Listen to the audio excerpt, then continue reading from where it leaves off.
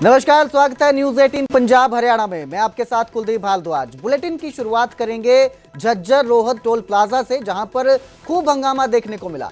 Toll plaza पर सांपला गांव के लोगों ने बवाल काटा। लोकल वाहनों से टोल वसूली को लेकर ग्रामीण गुस्से में हैं। ग्रामीणों ने टोल प्लाजा की सभी लाइनें फ्री कर दी। 2 घंटे तक टोल वसूली पूरी तरह से बंद रही। घटना की सूचना पर पुलिस और प्रशासन मौके पर पहुंचे। ग्रामीण बोले, रोज गुजरना पड़ता है, फिर भी टोल भरना पड़ता है।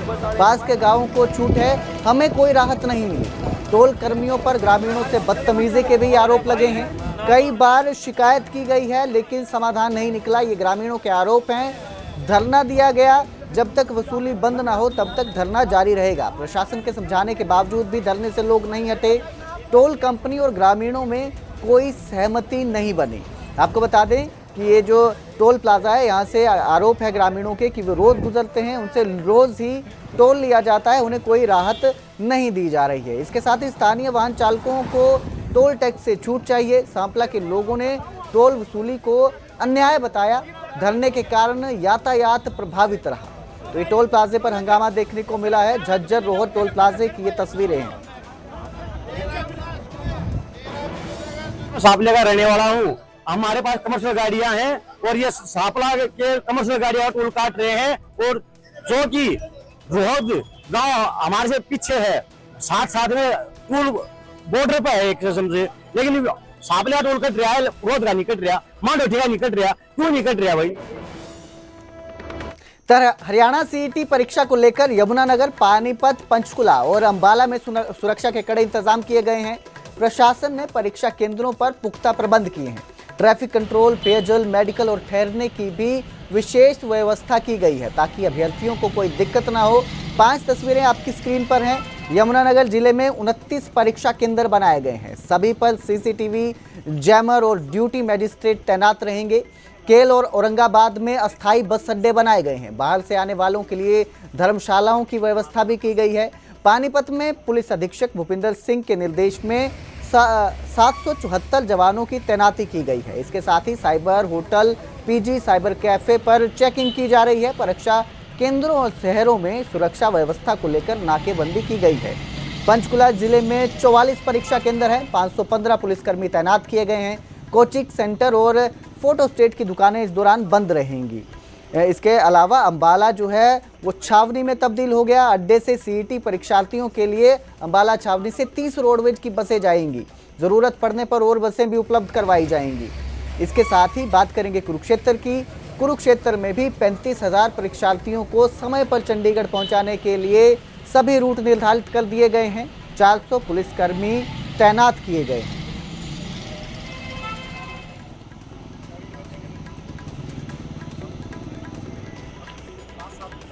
आज का जो दौरा है उसका मुख्य उद्देश्य तो जो दूसरे डिस्ट्रिक्ट से बसेज आएंगी कैंडिडेट्स को लेके, तो उनका यहाँ लाइटिंग पॉइंट क्या होगा ज़िले में, और जो फीडर बसेज है 150 वो उनको यहाँ से पिकअप करके अलग अलग रूट से परीक्षा केंद्रों तक लेके जाएगी। तो वो जो प्लेस है उसको निर्धारित करने के लिए आज डीसी साहब, मैं और जितने साथी अधिकारी है वो निकले। जैसा कि हरियाणा सरकार ने निर्णय किया है कि हम उनको मुफ्त ट्रांसपोर्टेशन सर्विस जो है, निःशुल्क ट्रांसपोर्टेशन सर्विसेज सारे कैंडिडेट्स को प्रोवाइड करनी है। इसके लिए रोडवेज के द्वारा और आरटीए के द्वारा हमने व्यापक जो है प्रबंध कराए हैं। तो हमारी बसेस जो है वो पंचकुला में 6 स्थानों से मॉर्निंग और इवनिंग शिफ्ट के लिए निकलेंगी। जो हमारी बसेस पंचकुला से निकल रही हैं, रायपुर रानी, बरवाला, इनसे हमारी बसेस मॉर्निंग शिफ्ट के लिए 4:30 बजे निकलेंगी। और जो हमारी मोरनी और कालका और पिंजौर से बसेस हैं वो 4 बजे निकलेंगी और बाकी जगह से 4:30 बजे निकलेंगी।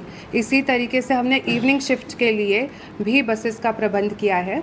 तो मोरनी, कालका, पिंजौर से बसेस प्रातः 9 बजे निकलेंगी इवनिंग शिफ्ट के बच्चों के लिए, और पंचकुला, रायपुर रानी और बरवाला से 9:30 बजे निकलेंगी। ये बसेस उनको यमुनानगर में जाकर ड्रॉप करेंगी और यमुनानगर प्रशासन द्वारा आगे फीडर सर्विसेज के माध्यम से उनको उनके रिस्पेक्टिव एग्ज़ाम सेंटर्स तक पहुंचाने की जिम्मेदारी ली गई है और अरेंजमेंट भी किए गए हैं। सीईटी एग्जाम के चलते हरियाणा के स्कूलों में छुट्टी का ऐलान किया गया है। हरियाणा में 26 से 27 जुलाई दोनों दिन स्कूल बंद रहेंगे। एक रविवार की छुट्टी आ गई है बीच में। और एक शनिवार है, तो सीईटी एग्जाम के कारण 2 दिन छुट्टी है। शिक्षा विभाग ने स्कूल बंद करने के आदेश दिए हैं। 26 जुलाई शनिवार रहेगा, स्कूल बंद रहेंगे। सीईटी परीक्षा 26 और 27 जुलाई को आयोजित की गई है। इस दिन अभ्यर्थियों को कोई परेशानी ना हो, इसलिए स्कूलों में छुट्टी दी गई है। छात्रों की सुविधा हेतु 2 दिन छुट्टी मिली है। स्कूलों में सीईटी की परीक्षा के चलते कक्षाएं भी रद्द कर दी गई हैं।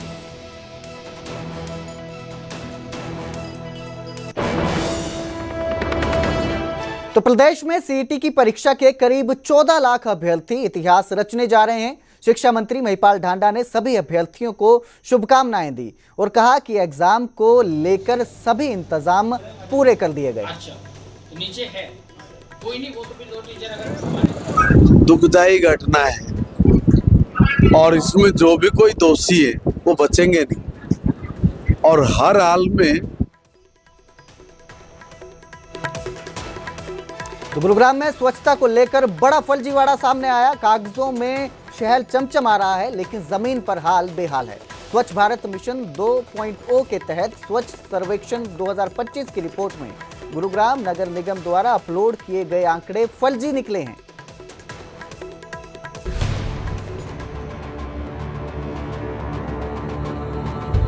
जो कभी एनसीआर का ग्लोबल फेस कहलाता था, उसी गुरुग्राम को स्वच्छ भारत सर्वेक्षण 2025 में देश भर में 41वां स्थान मिला।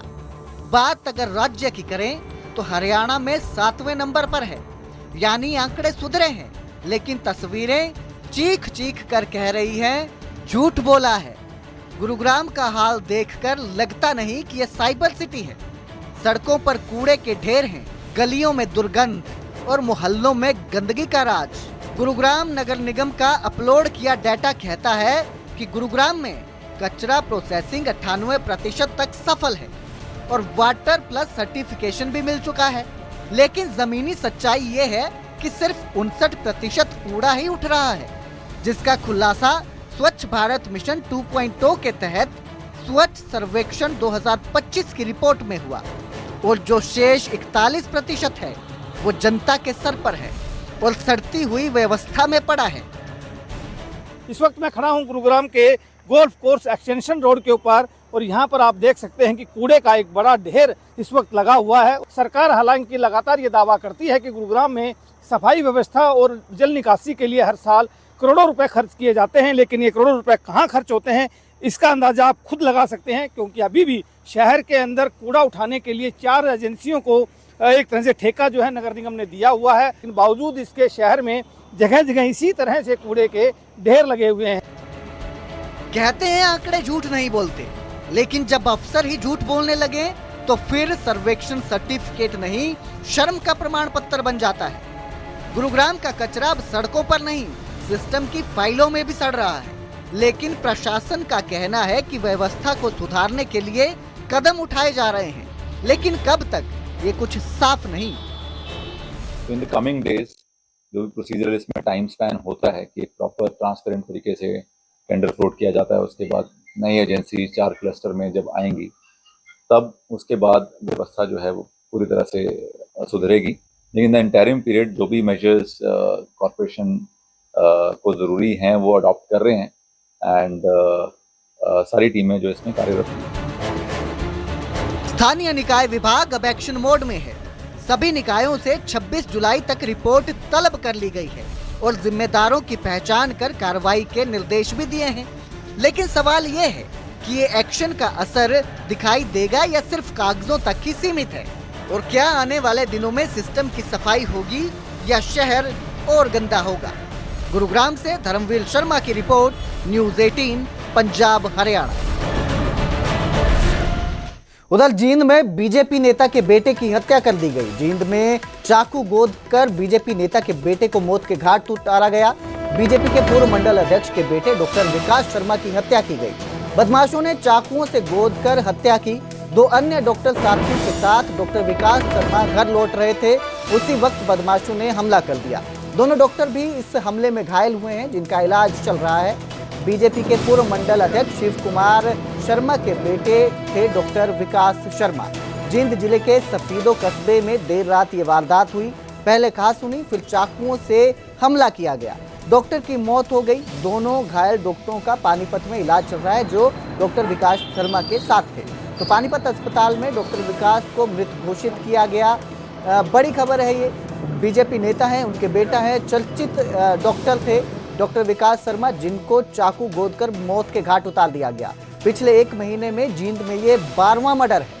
पुलिस फिलहाल पूरे मामले की जांच में जुटी हुई है। हत्या की वजह अब तक साफ नहीं हुई है। हमलावरों की तलाश में पुलिस ने छापेमारी शुरू कर दी है।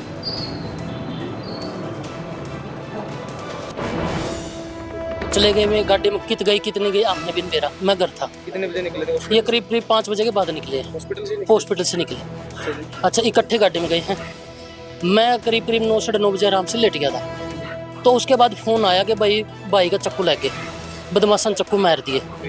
मैं किस करने लगा, लीलावती वाला का तो लग रहा कान पे, एक छोरा का दूसरा थोड़ा कम लग रहा है और भाई का ज़्यादा लग रहा है। तो अनिल का दूसरा छोरा का कम क्यों लग गया, बात समझने की है या जो 3 लोग थे। सिंगर राहुल फाजिलपुरिया के बाद एक और सिंगर पर फायरिंग की वारदात सामने आई। हरियाणवी गायक मीता बरोदा पर जानलेवा हमला किया गया। गांव बरोदा में फायरिंग से हड़कंप मच गया। राजनीतिक रंजिश के मंजीत पर आरोप लगे हैं। उसी रंजिश में फायरिंग के ये आरोप लगे हैं। निर्दलीय उम्मीदवार के समर्थन देने पर जो है फायरिंग की गई है। मीता बरोदा पर 2 फायर हुआ, तीसरा मिस फायर रहा। मीता ने साहस दिखाकर आरोपी मंजीत को दबोच लिया। हमले के बाद पुलिस मौके पर पहुंची और जांच में जुट गई। मीता ने पुलिस को जानलेवा हमले की शिकायत दर्ज करवाई है। वहीं पुलिस का कहना है कि वो आरोपी को जल्द गिरफ्तार कर लेंगे।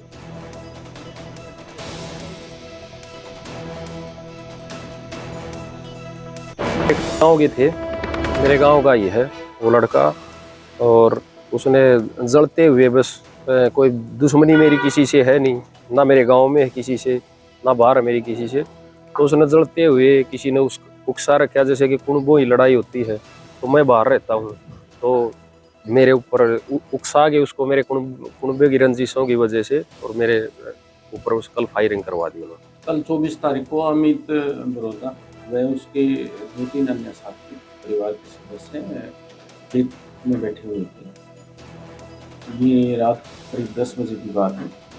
तभी ये गांव का ये लड़का ये बता रहे हैं कि संजीत नाम का लड़का आया और उसने गाली गलौज की व 2 राउंड फायर की, हवाई फायर की। उसके बाद वो मौका से भाग गया।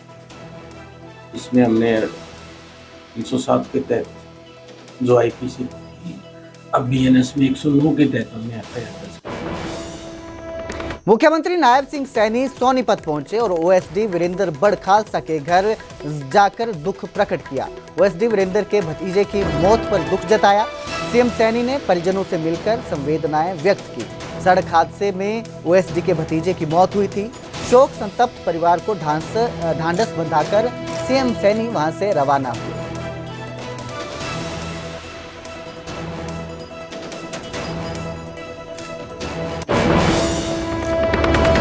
तो रेवाड़ी में हवा बनाने का दावा करने वाली मंत्री आलती राव अब अपने दावे से पलटती दिखी हैं। पलवल में बयान से किनारा करते हुए उन्होंने सियासी हलचल को नया मोड़ दिया है। रेवाड़ी में आलती राव ने दावा किया था कि हवा चली थी, उसी वजह से जो है बीजेपी की सरकार बने थी। हमने हवा बनाई तभी बीजेपी की सरकार बनी। बयान के बाद विपक्ष ने सवाल उठाए थे, खूब हलचल मची थी। पलवल में ग्रीवेंस मीटिंग में आलती राव ने अपना रुख बदल दिया और कहा कि अगर मैंने कहा है तो 2 राय की कोई बात नहीं। दक्षिण हरियाणा के लोगों की भूमिका को अहम बताया, उनकी वजह से बीजेपी की सरकार बनी। बयान से पलटी, लेकिन इस बीच वो सवालों पर असहज भी नजर आई है। तो पहले इन्होंने बयान दिया था कि बीजेपी की जो जीत हुई है वो उन्होंने हवा बनाई, उसके बाद ही बीजेपी सत्ता में आई है, लेकिन अब वो अपने दावे से पलटती नजर आ रही हैं।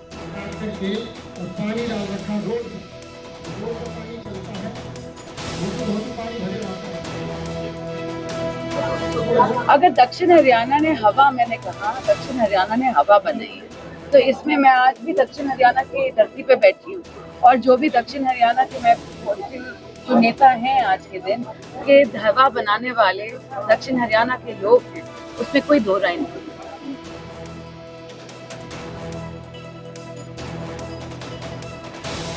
में आरती राव ने हवा चलाने का दावा किया था और कहा कि उन्होंने हवा बनाई तो ही बीजेपी की सरकार बनी, जिस दावे से अब वो पलटती दिखाई दे रही है। हरियाणा में इलेक्ट्रिक वाहनों पर फिर बहाल होगी सब्सिडी। 40 लाख रुपए से कम कीमत वाले इलेक्ट्रिक वाहनों को फायदा होगा।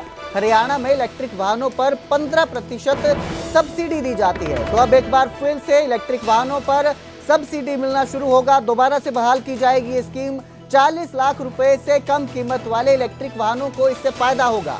हरियाणा में इलेक्ट्रिक वाहनों पर 15% सब्सिडी दी जाती है। बड़ी खबर आपको दे रहे हैं इस वक्त की। आपको बता दें कि हरियाणा में इलेक्ट्रिक वाहनों पर सब्सिडी मिलना फिर से शुरू होगा। तो जो भी 40 लाख रुपए से कम कीमत वाले इलेक्ट्रिक वाहन हैं, इससे उन्हें फायदा मिलेगा। इलेक्ट्रिक वाहनों पर 15% सब्सिडी दी जाती है, यानी कि उसकी जितनी कीमत है उससे 15% सब्सिडी मिलेगी, आपको कम देने होंगे। तो ये जो है एक बार फिर से बहाल किया जा रहा है। इलेक्ट्रिक वाहनों पर फिर से सब्सिडी मिलना शुरू होगी, दोबारा बहाल होगी।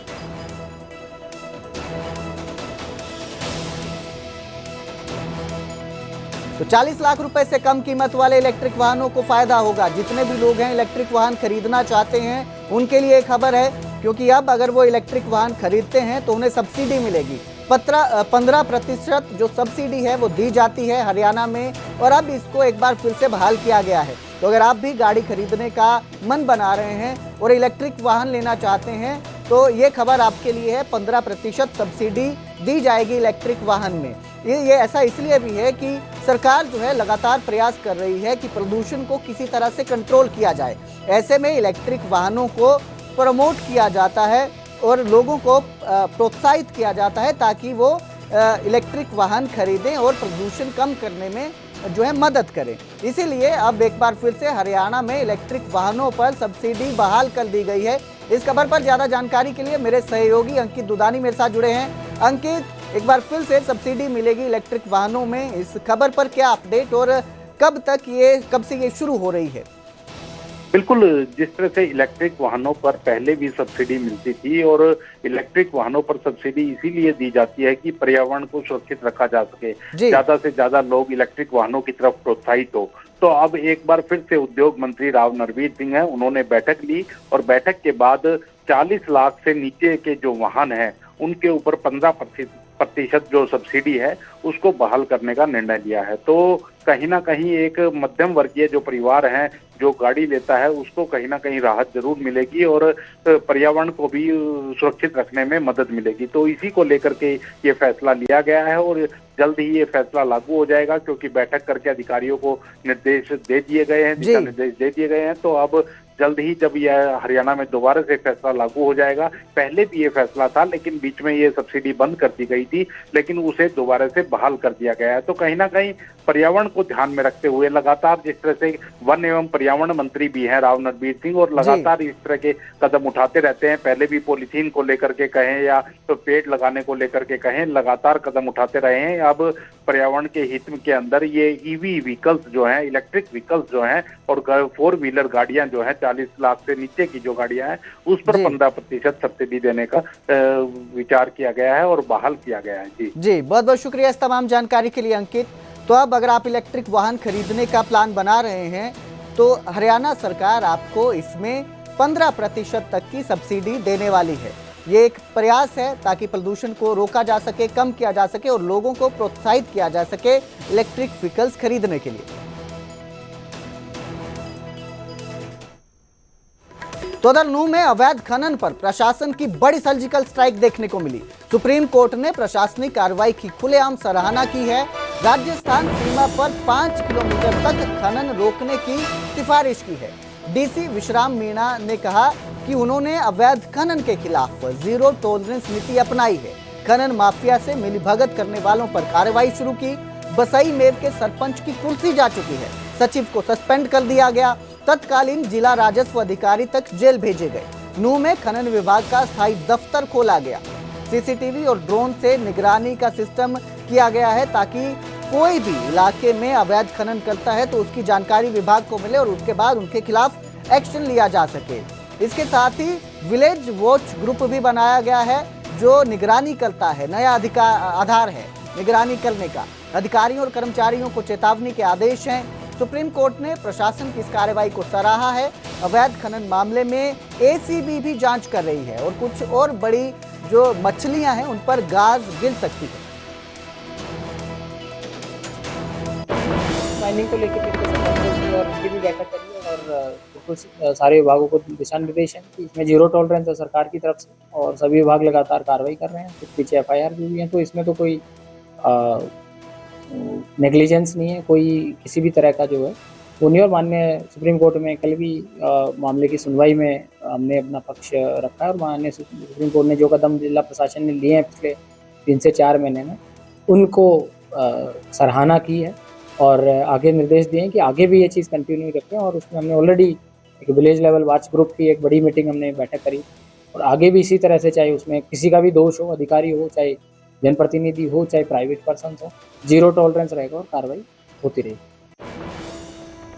अब बात करेंगे महेंद्रगढ़ की, जहां पर एसडीएम अनिल कुमार का तबादला रद्द करवाने की मांग को लेकर लोगों ने प्रदर्शन किया और मुख्यमंत्री के नाम ज्ञापन विधायक कंवर सिंह को सौंपा। प्रदर्शनकारियों का कहना है कि एसडीएम अनिल कुमार ने सिर्फ 5 महीनों में शहर और गांवों में वो काम कर दिखाए जो दशकों में नहीं हुए थे। चाहे अतिक्रमण हटाना हो, स्कूलों की व्यवस्था सुधारनी हो या सरकारी दफ्तरों में पारदर्शिता लानी हो, हर मोर्चे पर उन्होंने ईमानदारी से काम किया है। महिलाओं ने भी बढ़ चढ़कर हिस्सा लिया इस प्रदर्शन में। एसडीएम के समर्थन पर तबादला रोकने के लिए ये प्रदर्शन किया गया।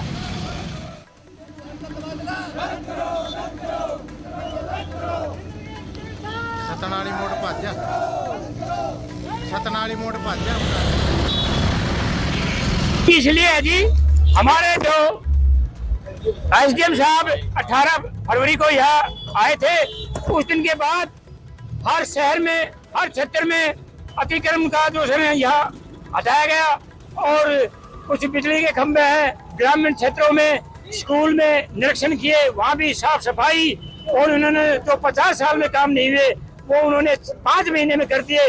हम ये चाहते हैं जो कार्य अब महेंद्रगढ़ प्रगति पे है उनको पूरा जब तक नहीं हो, इसका तबादला यहाँ से नहीं होना चाहिए। हमारी सामाजिक संगठनों की यही मांग है। ऐसा 40 साल के दौरान पहला एक अधिकारी महेंद्रगढ़ में ऐसा आया जो एक बढ़ चढ़कर बहुत मेहनत और ईमानदारी से इस शहर की कायाकल्प करने के लिए दिन और रात मेहनत की है। चाहे इंक्रोचमेंट की बात हो, चाहे विकास की बात हो, चाहे ग्रीनरी की बात हो, चाहे लोगों को मान सम्मान देने की बात हो। कोर्ट में ढेर सारे लंबित जो मामले थे उन्होंने काफ़ी हद तक उनको सुलझाने का और कम करने का जो प्रयास किया। कोर्ट बार एसोसिएशन की तरफ से भी ज्ञापन आया है, उन्होंने भी निवेदन किया है, उन्होंने सीधा माननीय मुख्यमंत्री जी से भी निवेदन किया है कम से कम ऐसा अधिकारी को 1 साल का अवसर और दिया जाए। तो वहीं मुख्यमंत्री नायब सैनी 28 जुलाई को अंबाला आएंगे। अंबाला शहर में राज्य स्तरीय तीज कार्यक्रम होगा। सीएम अंबाला में विकास परियोजनाओं का उद्घाटन करेंगे। प्रशासन ने सीएम के कार्यक्रम को लेकर तैयारियां शुरू कर दी हैं। असीम गोयल ने अधिकारियों संग कार्यक्रम स्थल का दौरा किया। मेधावी छात्रों को सीएम नायब सिंह सैनी सम्मानित करेंगे। तो जितनी भी तैयारियां चल रही हैं कार्यक्रम को लेकर, उनकी जो है जायजा लिया गया। असीम गोयल खुद पहुंचे थे कार्यक्रम स्थल पर और दौरा करके पूरे जो इंतजाम है उनका जायजा लिया।